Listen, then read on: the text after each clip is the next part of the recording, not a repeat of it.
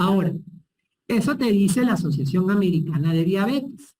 Pero, ¿qué nos dice nuestro ente rector, que es el Ministerio de Salud? El Ministerio de Salud dijo, se reunieron para hacer una guía en el 2005, vamos a reunirnos, vamos a hacer una guía de atención para el diagnóstico y tratamiento de la diabetes en el primer nivel de atención, porque ahí es donde debemos captar los pacientes que tienen diabetes.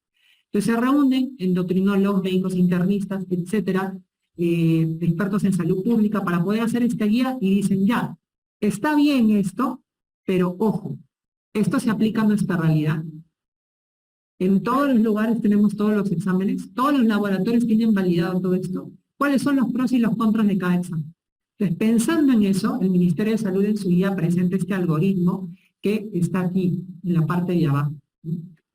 Entonces, ¿qué nos dice el Ministerio de Salud? Nos dice, usted, señor, tiene dos opciones por las que va a venir un paciente. O que viene con toda la sospecha, tiene las 4Ps, las 4P clásicas, ¿no? Y no hay duda. O es un paciente que viene para screening, para despistar. O sea, yo vengo y digo, quiero saber si tengo diabetes. O viene una señora y dice, tengo voy al baño a orinar varias veces, quiero saber si tengo diabetes, pero no tiene nada más. Tú tienes esas dos posibilidades. La primera pregunta que me voy a hacer frente a toda esta población es, ¿el paciente tiene clínica clásica inequívoca de diabetes? O sea, ¿tiene las 4Ps el paciente? Entonces, si mi respuesta es sí, tiene todo para pensar en diabetes, entonces el Ministerio de Salud dice, bueno, en ese caso, sí le puedes pedir la glicemia al azar. Solamente en ese caso. Entonces, yo le pido mi glicemia al azar, y si mi glicemia al azar me sale mayor o igual a 200, tal cual está aquí en mi tabla, entonces yo digo, la Asociación Americana de Diabetes dice, basta uno, le salió más de 200. Señor, usted tiene diabetes.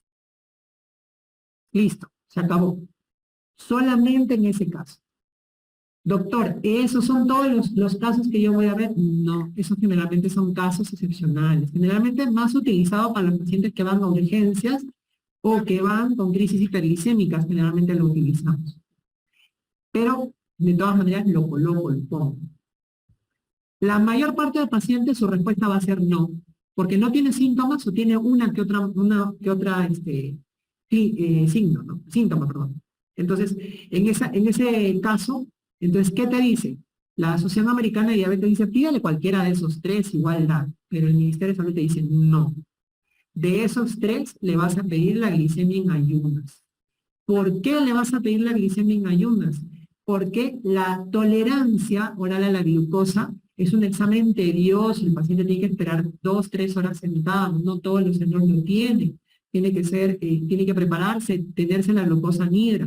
Entonces, por eso te dicen, no le da prioridad. ¿Por qué no la glicosilada? Porque la glicosilada depende de la hemoglobina. Si mi paciente tiene anemia, deficiencia de hierro, de vitamina B12, ácido fólico, que alteran la síntesis de hemoglobina, tiene una hemoglobinopatía, tiene una patología con alto recambio de hematíes, como por ejemplo el embarazo, la insuficiencia renal. Entonces, en esos casos, la hemoglobina glicosilada se va a falsear. Por eso se decanta por utilizar la glicemia en ayunas, que se encuentra en cualquier laboratorio de todo el país, y como es un examen antiguo, está estandarizado ya está por los puros. Entonces, por eso pide la glicemia en ayunas. Y ustedes tienen tres opciones con la glicemia en ayunas. Que le salga menos de 100, que le salga entre 100 y 125, o que le salga mayor o igual a 125. Si le sale menos de 100, entonces la glucosa está normal. Entonces yo digo a este paciente, bueno señor, su glucosa ha salido normal, y de acuerdo al paciente, yo le repetiré la glucosa en el tiempo que yo crea estimado. No hay un valor, va a depender del paciente. Porque, por ejemplo, si viene una persona delgada, joven, a la consulta y le salió normal su glucosa, no hay sospecha de que tenga diabetes, probablemente le diré, bueno, te repetiré la glucosa de aquí en 1 año, 2 años, 3. En cambio, si viene un obeso con acantosis, acrocordones, le sale la glucosa normal, entonces yo diría, no, yo mejor te repito la glucosa en 3 meses. Entonces, va a depender mucho del paciente. No hay un dato exacto de cuánto le tienes que repetir y si le salió normal. Si le sale mayor o igual a 126, entonces yo ya tengo un examen en rango de diabetes. Pero la Asociación Americana de Diabetes me decía que se necesitaban 2, ya sea el mismo u otro diferente. ¿Qué te dice el Ministerio de Salud? Repítele la glucosa en ayunas, en un rango no mayor de 72 horas. ¿Por qué no mayor de 72 horas? Por algo especial, doctor, para poder hacer el diagnóstico más rápido de diabetes. Simplemente por eso, para no perder tiempo. Doctor, ¿por qué la ayuna? ¿Por qué no le pedimos glicosilada mejor de una vez o tolerancia? Por lo mismo que les he dicho, porque la tolerancia y la glicosilada tienen sus factores que hacen que no sean el mejor, digamos, examen en nuestro país para poder hacer el diagnóstico. Entonces, le repites la ayunas y tienes nuevamente dos opciones, que te salga mayor o igual a 126 o que te salga menos de 126. Si te sale mayor o igual a 126, sería tu segundo valor en rango de diabetes, entonces le dices, señor, usted tiene diabetes.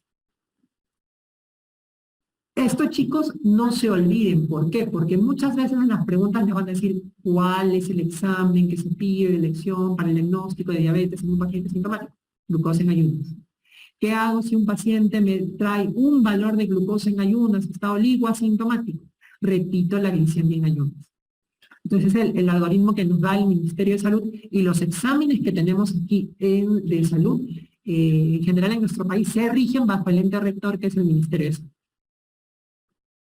Ahora, ¿qué sucede si mi paciente tiene un valor que es menos de 126? Entonces estaría en una disyuntiva, porque tendría un primer valor que me salió en rango de diabetes y un segundo valor que me salió en rango de no diabetes.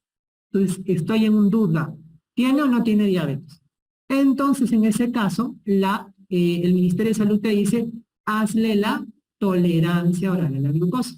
Porque la tolerancia oral a la glucosa es un examen que está, como mide glucosa básicamente, entonces va a ser más asequible hacerlo, más estandarizado hacerlo que utilizar la glicosilada.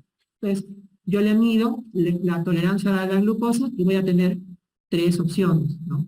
Que me salga mayor o igual a 200, que me salga entre 140 y 199 y que sea menos de 140, que son estos valores de normalidad que tenemos. Perdón, que son esos valores que tenemos. Entonces, si mi paciente tiene un valor de glucosa a las 2 horas de la tolerancia mayor o igual a 200, yo le digo, señor, usted tiene diabetes, porque ya lo confirmé, Si mi paciente, la tolerancia le sale entre 140 y 199, entonces yo le digo, bueno señor, usted tiene prediabetes. Y como me ha fallado la tolerancia, entonces usted tiene intolerancia a la glucosa. La intolerancia a la glucosa es una forma de prediabetes, ¿no? Solamente que esta forma de prediabetes está en relación, o sea, es el diagnóstico cuando una persona ha fallado a este examen que es de tolerancia. No llega a ser diabetes, pero tampoco es. Y si mi paciente tiene la tolerancia menos de 140, estaría normal, pero recuerden que este paciente está siguiendo un algoritmo. Si bien la tolerancia le ha salido normal, él parte con un valor que estaba alterado de glucosa en ayunas. Entonces el diagnóstico de mi paciente será glicemia alterada en ayunas, que es la otra forma de prediabetes. Ustedes tienen dos formas de prediabetes laboratorialmente. Intolerancia a la glucosa, el que tiene los valores de la tolerancia en 140 y 199. Y glicemia alterada en ayunas, el que tiene la glicemia en ayunas entre 100 y 125, pero su tolerancia es normal. Estas son dos formas de prediabetes, las dos formas laboratoriales que hay de prediabetes, ¿no? Y yo regreso a mi gráfico y digo, bueno ya doctor, y si en el primer examen que le hice a mi paciente, el primerito de todos, me salió 100 a 125, ¿qué hago? También le vas a pedir tolerancia. También le pides tolerancia para ver si tiene diabetes.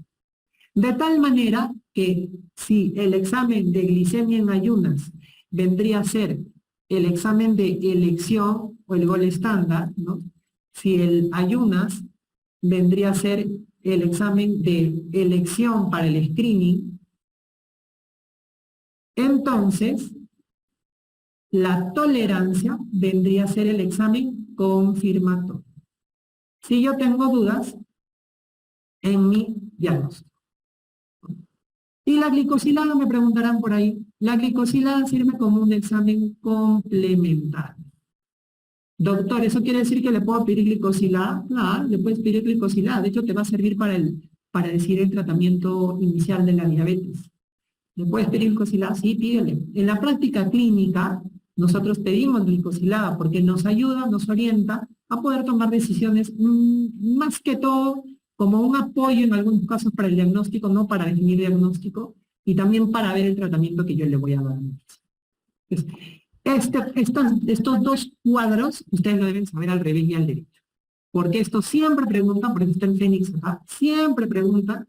Y lo segundo es que también les va a servir para ustedes tomar decisiones al momento de tener un paciente en el cual tengan que valorar los niveles de glucosa. Entonces, una vez que ya haya hecho el diagnóstico a mi paciente, obviamente tengo que dar el tratamiento. Y antes de decidir el tratamiento, en los pacientes con diabetes, dependiendo del tipo de diabetes que tengan, yo voy a hablar un poquito sobre las herramientas que nosotros tenemos a disposición. Si habíamos dicho que la insulina, la alteración de la insulina es lo que condiciona a la diabetes, entonces obviamente dentro del arsenal voy a tener a la insulina. Entonces, las insulinas que nosotros tenemos ahora son insulinas que van a ser, que van a derivar de las insulinas humanas, ¿no? Antes se utilizaba insulina porcina, insulina bovina, eso ya no se utiliza porque genera alergia. Ahora por métodos recombinantes, utilizando tecnología, se puede utilizar insulinas que se parezcan a las insulinas humanas, a la insulina humana, perdón, solamente que se le hacen algunos cambios para que puedan cambiar su farmacocinética. Y eso permite que las insulinas sean clasificadas básicamente o principalmente bajo las características farmacocinéticas que tienen. Entonces las insulinas yo las puedo clasificar en dos tipos, insulinas prandiales e insulinas basales. En el caso de las insulinas prandiales, ¿por qué se llaman prandiales? Prandial viene de comer. Entonces las insulinas prandiales se denominan así porque básicamente los vamos a utilizar para controlar la glucosa que se va a elevar después que una persona come.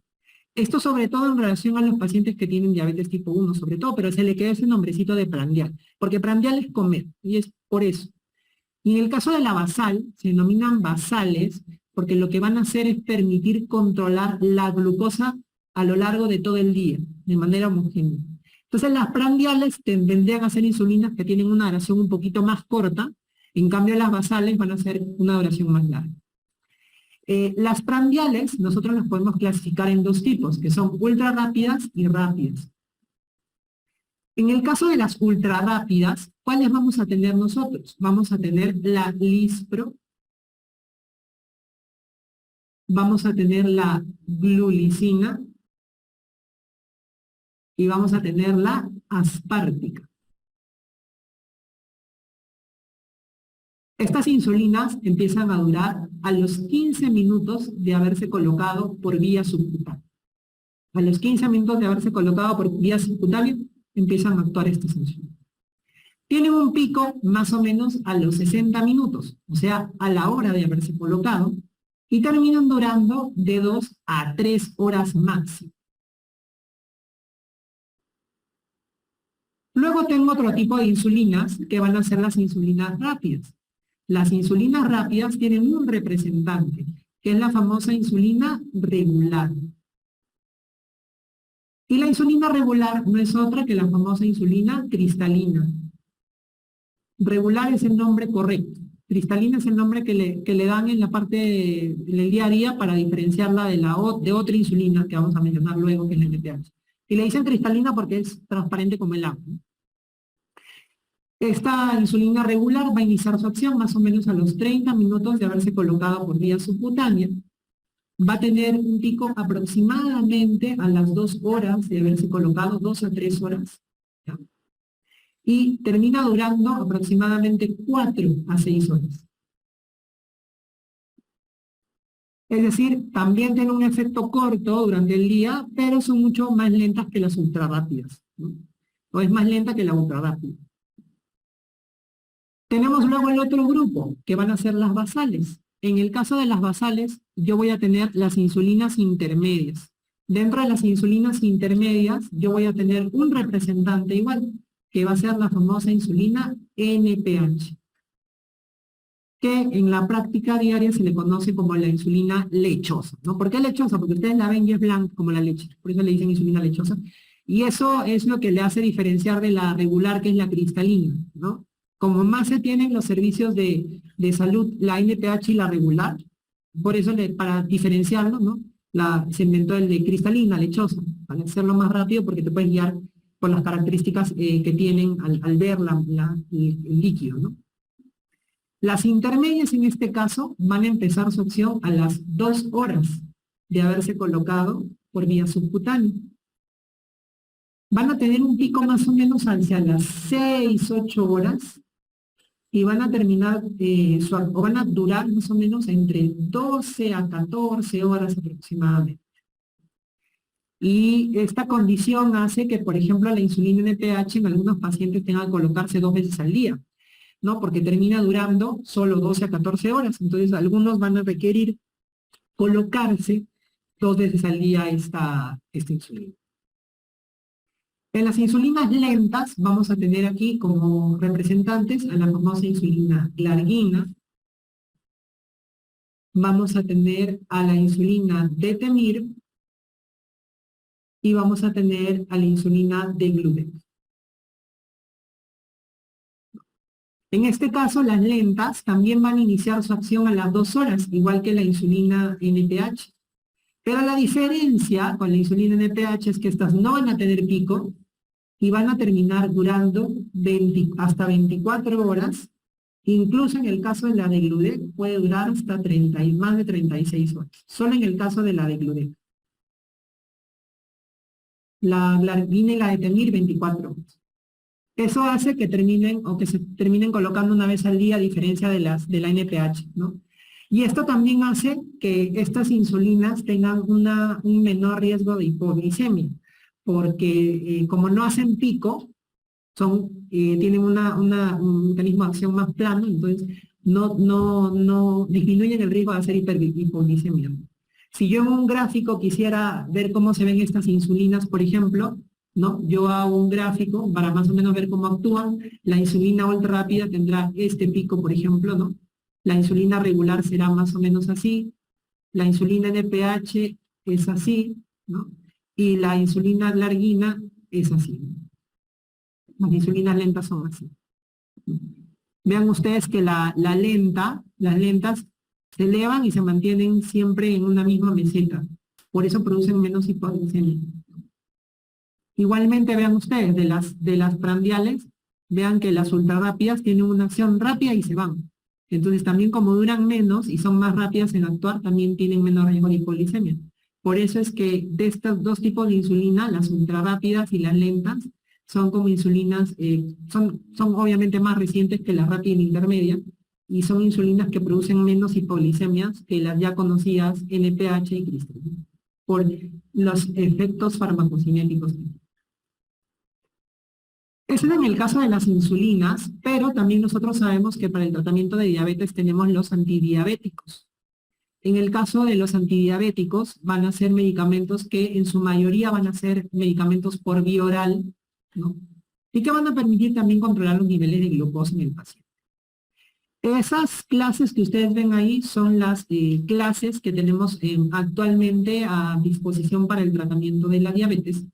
Y como vamos a ver, van a responder a cada uno de los mecanismos fisiopatológicos de la diabetes tipo 2, porque son utilizados los antidiabéticos solo en la diabetes tipo 2. La insulina se puede utilizar en diabetes tipo 1 y diabetes tipo 2, pero los antidiabéticos solamente se utilizan en el tratamiento de la diabetes tipo 2, ¿no? Vamos a tener la primera clase que van a ser las biguanidas. En el caso de las biguanidas, el fármaco representante va a ser la famosa metformina. Ese va a ser el representante de las biguanidas. ¿Cuál es el mecanismo de acción por el cual actúa la metformina? La metformina disminuye la gluconeogénesis hepática. Es decir, la metformina actúa a nivel del hígado.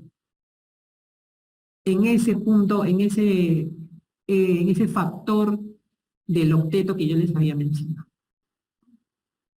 ¿Qué cosa debo saber yo respecto a la metformina en mira a los exámenes y en mira a la vida diaria? El efecto adverso más frecuente de la metformina, el efecto adverso, van a ser las molestias gastrointestinales. Sobre todo generar dispepsia, puede generar meteorismo, puede generar diarrea, náuseas, vómitos. En algunos pacientes, aunque es más raro, también puede generar estreñimiento. Lo más común es diarrea, pero también puede generar estreñimiento.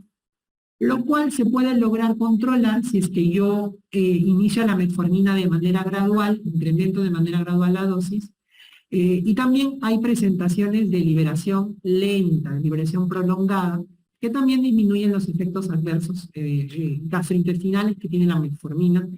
Y también, obviamente, se le pide al paciente que tome este medicamento con el estómago lleno para que también disminuyan estos efectos. En el caso del efecto adverso más severo que va a tener la metformina, yo voy a encontrar que ese efecto adverso más severo va a ser la acidosis láctica.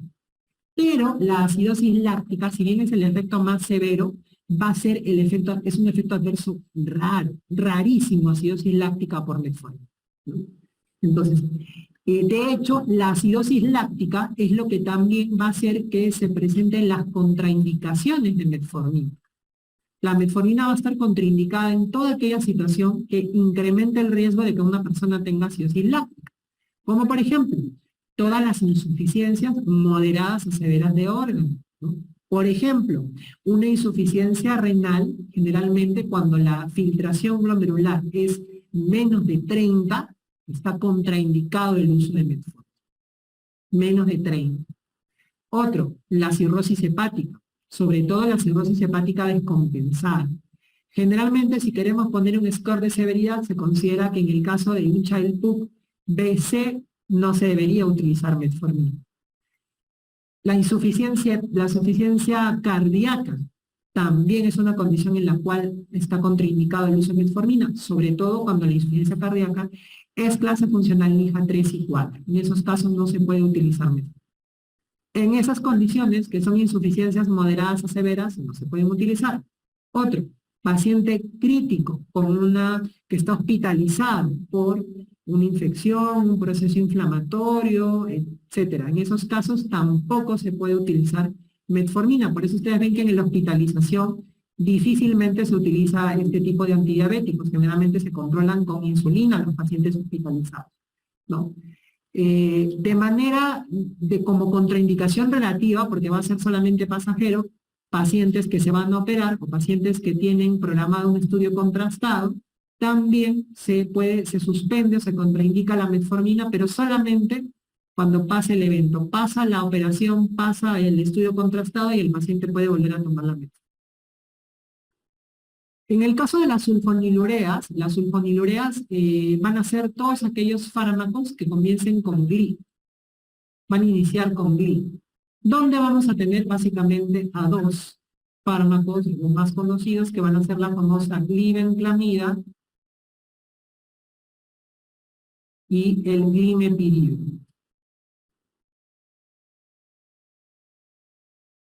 Glibenclamida y glimepiride son lo más conocido de estos fármacos, sulfonilureas. ¿Cuál es el mecanismo de acción? Las sulfonilureas lo que hacen es incrementar la secreción de insulina. Por tanto, estos fármacos actúan a nivel del páncreas.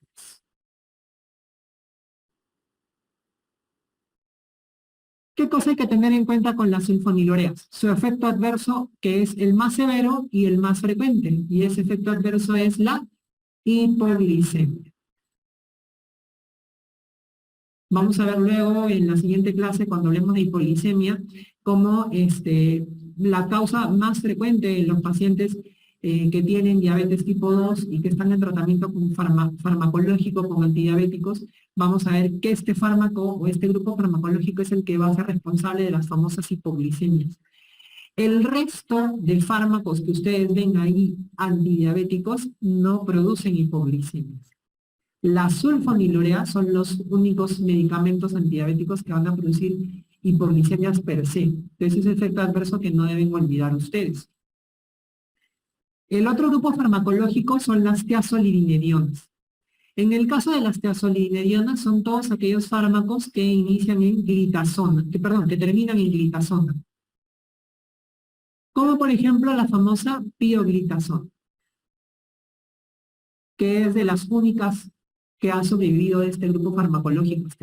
Y ahora les voy a decir por qué. Su mecanismo de acción es incrementar la sensibilidad a la insulina en los tejidos periféricos. ¿Cuáles son estos tejidos? El tejido muscular y el tejido adiposo. Por tanto, actúan en esos factores, porque aumentan la sensibilidad a la insulina en estos casos. ¿Cuál es el efecto adverso más conocido y que hizo que se retiraran muchos fármacos de este grupo de medicamentos? Es que este grupo de las tiazolidinedionas producen retención hídrica. Y al producir retención hídrica, ¿qué es lo que generaban este grupo de fármacos? Generaban que el paciente tenga edema, que aumente de peso, pero lo peor de todo, que se descompensen las insuficiencias cardíacas. Y ustedes saben que el paciente con diabetes tipo 2 es un paciente que tiene mucho riesgo de enfermedad cardiovascular. Entonces había muchos pacientes que tenían insuficiencia cardíaca y cuando les daban las tiazolidinedionas se descompensaba la insuficiencia cardíaca. Eso hizo que estos fármacos, muchos de ellos sean retirados del mercado y ahorita básicamente el único que tenemos a disposición es la pioglitazona, que ha logrado, digamos, sobrevivir dentro de estos fármacos para poblaciones específicas y sobre todo porque tiene un buen performance en los pacientes que tienen esteatosis hepática. La pioglitazona ayuda mucho para el tema de esteatosis hepática. Entonces ahí se sigue utilizando en esos pacientes. Los inhibidores de la alfa-glucosidasa básicamente tienen un fármaco en específico que es la famosa acarbosa. La acarbosa es el único de este grupo, de todos estos grupos farmacológicos que no tenemos en Perú. No se utiliza en Perú, se utiliza sobre todo en Asia, en los países asiáticos. El mecanismo de acción por el cual van a actuar es que van a disminuir la absorción intestinal de glucosa. Y básicamente, ¿por qué? Porque inhiben a las disacaridasas. Acuérdense que las disacaridasas del borde del cepillo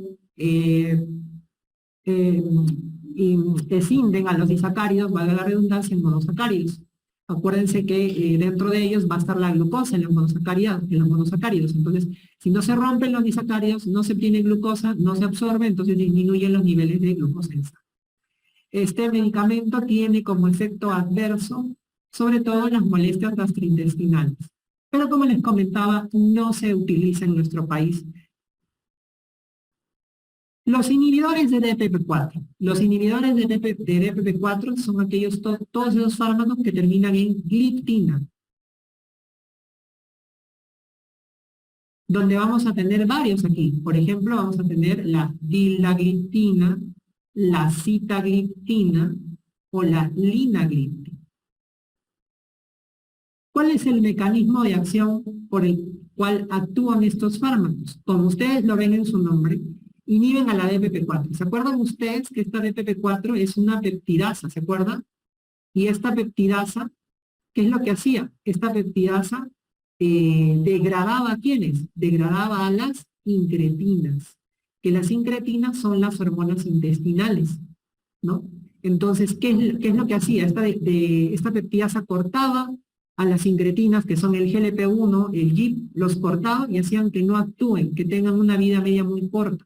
Entonces, estos fármacos inhiben a la enzima que corta, que degrada estas incretinas, que son tan beneficiosas.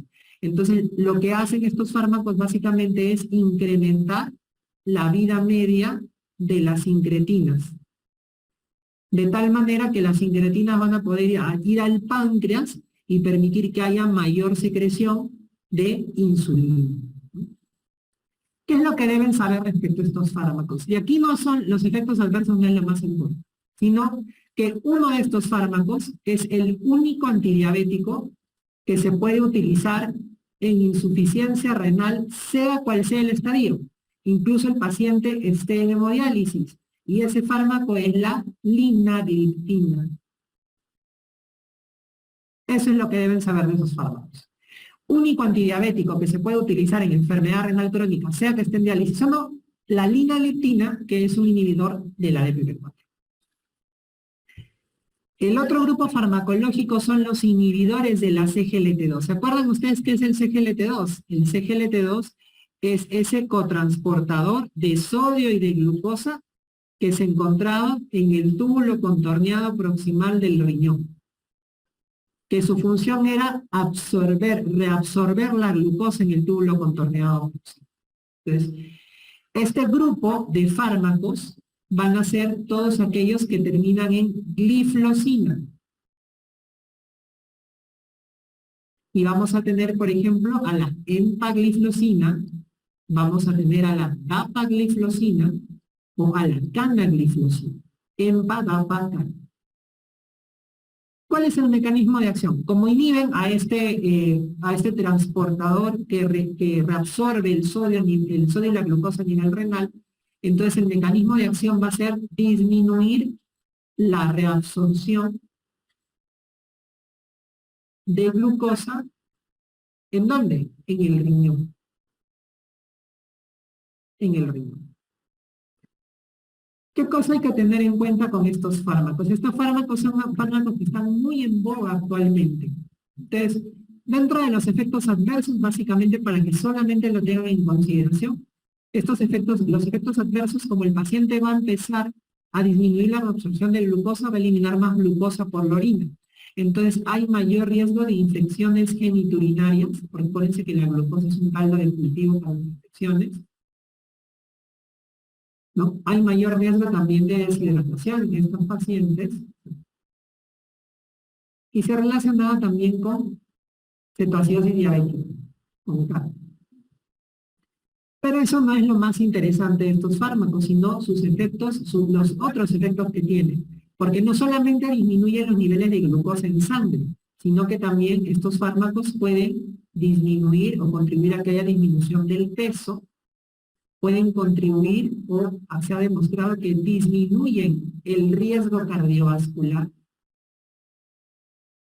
disminuyen la progresión de enfermedad renal crónica.